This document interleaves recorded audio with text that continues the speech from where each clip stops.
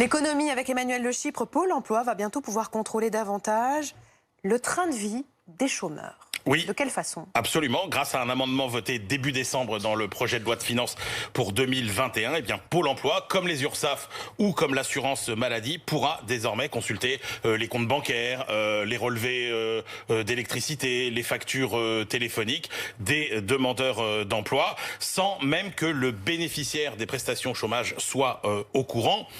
Et ça, alors que dans le même projet de loi de finances, quelques semaines plus tôt, avait déjà été voté la possibilité de consulter le patrimoine des demandeurs d'emploi, notamment à travers le fichier FICOVI qui regroupe l'ensemble des assurances-vie possédées par les Français. Donc l'idée, c'est de fliquer les chômeurs. Avec quel objectif? Exactement. L'objectif, c'est de permettre à Pôle emploi d'avoir davantage d'informations pour détecter, bien évidemment, les fraudeurs. Les fraudeurs, c'est qui? C'est d'abord ceux qui reprennent un emploi et qui ne déclarent pas qu'ils ont repris un emploi. Ça, c'est quand même 70% des fraudes. C'est ceux qui usurpent carrément une identité. C'est ceux qui sont domiciliés à l'étranger ou qui ont un emploi à l'étranger et qui ne le disent pas à Pôle emploi.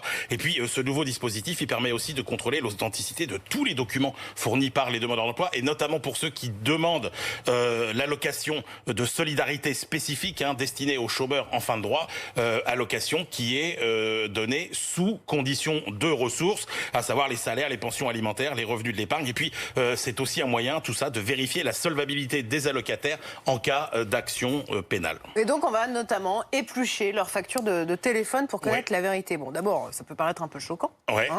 Et puis, est-ce qu'il y aura un contrôle du contrôle, du coup? Alors, quelqu'un va surveiller ça? Alors d'abord, cette mesure, il faut savoir qu'elle est recommandée depuis longtemps par la Cour des comptes pour lutter contre la fraude aux allocations. C'est quand même 200 millions d'euros par an qui sont fraudés. Et puis, rassurez-vous, au sein de Pôle emploi, ce droit de communication, il ne pourra être exercé que par des agents assermentés chargés spécifiquement de la fraude fiscale, ce qui représente à peu près une centaine de personnes. Et puis évidemment, ce dispositif ne pourra pas être invoqué en cas d'erreur de Pôle emploi, de versement d'allocations notamment.